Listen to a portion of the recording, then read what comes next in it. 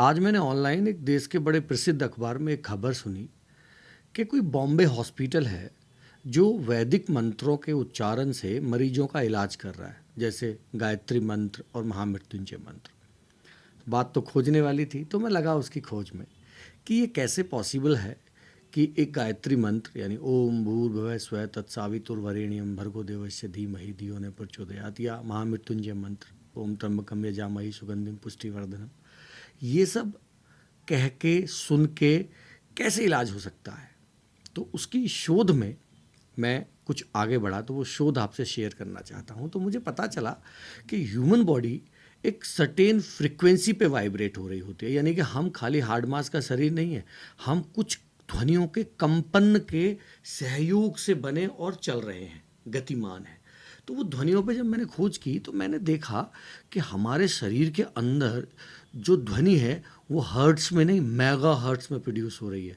Mega hertz में ध्वनि produce होती है अंतरिक्ष में, जहाँ पे सारे ग्रह प्लैनेट्स घूमते हैं, उनसे जो ध्वनि निकलती है वो मेगा हर्ट्स में काउंट होती है। ह्यूमन ईयर्स की जो कैपेसिटी है वो 20 हर्ट्स से 20,000 हर्ट्स तक ही सुनने की है। तो यानी हम ह्यूमन बॉडी के अंदर जो साउंड है उसको नंगे कानों से सुन ही नहीं सकते।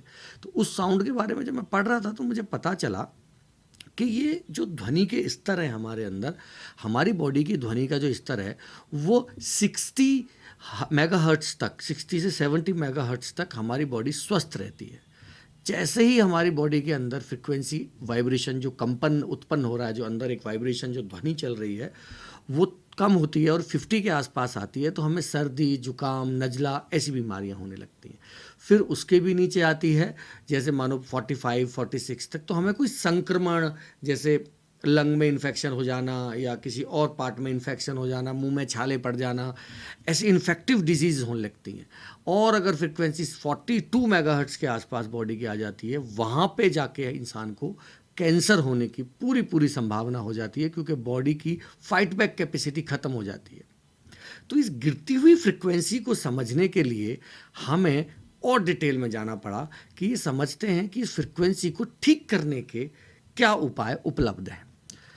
यहाँ पे एक ही उपाय सामने आया जिसको बोलते हैं साउंड हीलिंग। ये एक वेस्टर्न टर्म है, इसके क्लिनिक्स हैं वेस्टर्न में, मतलब आप फॉरेन जाओगे तो इसके क्लिनिक्स हैं जो साउंड हीलिंग करते हैं, रेकी करते हैं।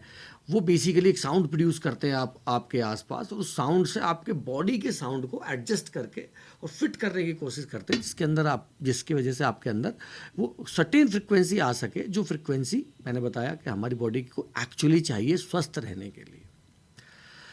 तो यही तो काम हमारे वैदिक मंत्रों का है, जो आदि अनादि काल से बहुत से लोग पूछते हैं कि यार एक मंत्र का अर्थ है। अब जैसे आप गायत्री मंत्र का अर्थ क्या है, बहुत से हिंदुओं को नहीं पता होगा। हाँ, ये पता है कि ये गायत्री मंत्र है। तो गायत्री मंत्र के इतने असंख्य अर्थ हैं कि अगर मैं निकालते बैठूँ तो पूरी एक किताब लिख दूंगा इसके ऊपर के गायत्री मंत्र के कितने अर्थ हैं। एक अर्थ नहीं है गायत्री मंत्र का, उसके बहुत अर्थ है। उसका शाब्दिक अर्थ अलग है, उसका आध्यात्मिक अर्थ अलग है, उसका मानसिक अर्थ अलग है, उसका समझने का अर्थ अलग है, बहुत अर्थ हैं। जैसे ओम, हम जब भी किसी मंत्र से पहले ओम शब्द लगाते हैं, इसका मतलब है कि हम प्रारंभ की बात कर रहे हैं, कि प्रारंभ किसको कहते हैं, प्रारंभ हुआ। ओम भूर्भुवः स्वः तत्सवितुर्वरेण्यं भर्गो देवस्य धीमहि धियो यो नः प्रचोदयात्।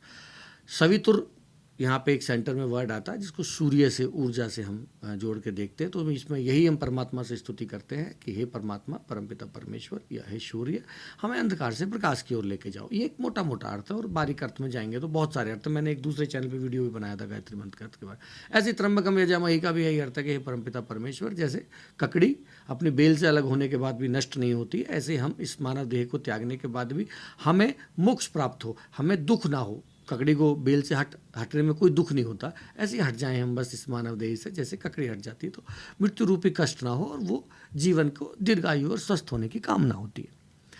यहाँ पे जो सबसे समझने वाली जो बात है ना, वो ये है कि वैदिक मंत्रों को ऐसे ही उच्चारित करने से हमारे जीवन में कोई इनकलाब नहीं आने वाला है। हमें वैदिक मंत्रों को अर्थ और उसी फ्रिक्वेंसी पे और उतनी ही रिपीटेटिव मोड में हमें रिपीट करना पड़ेगा, जिससे कि हमारी बॉडी की अगर वाइब्रेशन गिर रही है, क्योंकि हमारी बॉडी में जो हमारी बॉडी में बेसिकली जो वेव पैटर्न बनाता है ब्रेन, जो हमारा ब्रेन के न्यूरॉन्स एक पैटर्न बनाते हैं, इसको वेव पैटर्न्स कहते हैं।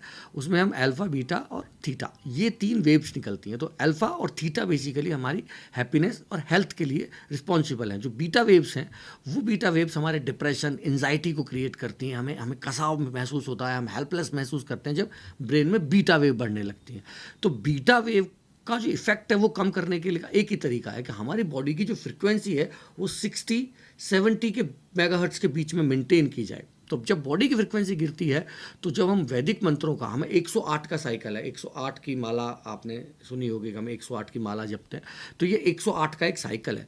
तो जब भी आपकी बॉडी फ्रिक्वेंसी गिरेगी तो आप 108 की एक मंत्रों की माला, लेकिन फ्रिक्वेंसी मंत्र के बोलने की जो है वो होनी चाहिए आपकी फ्रिक्वेंसी 396 से लेके 963 के बीच में फ्रिक्वेंसी होनी चाहिए।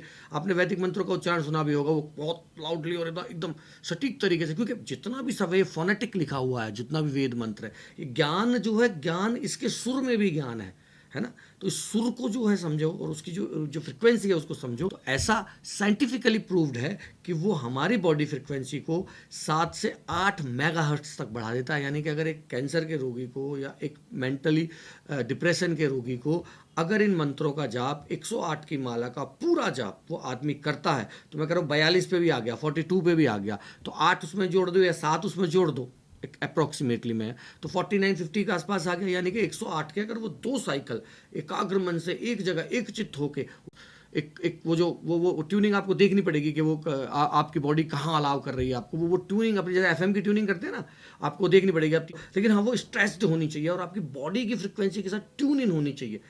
वो जो फ्रिक्वेंसी के साथ आप जो वो माला जपते हो, तो आपकी बॉडी की फ्रिक्वेंसी जो है वो करेक्ट होती है, एडजस्ट होती है, और वो आप अपनी एक्चुअल जो हेल्दी फ्रिक्वेंसी है, जो 60-70 मेगाहर्ट्ज की फ्रिक्वेंसी, उसके पास जाते हो तो आप हील्ड महसूस करते हो, अच्छा महसूस करते हो।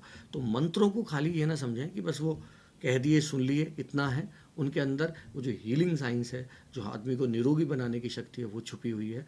तो इसलिए मंत्र का जाप बहुत ज़रूरी है। अगर आप लो फील कर रहे हैं, लो एनर्जी फील कर रहे हैं, कॉन्फिडेंट फील नहीं कर रहे हैं, तो आप ये प्रैक्टिकल अपने घर पे करके देखिए। आप 108 की पूरी माला भी ना कर पाएंगे, आप 8 या 10-11 मंत्र के आसपास ही आपकी बॉडी के अंदर ना एक चिंगारी सी जलेगी और वाइब्रेशन सी खड़ी हो जाएगी और आप अपने अंदर वो परिवर्तन पाएंगे। तो स्टे ट्यून टू जय भारत शो। ऐसी कुछ जानकारियों के लिए करके जरूर देखना। हर हर महादेव।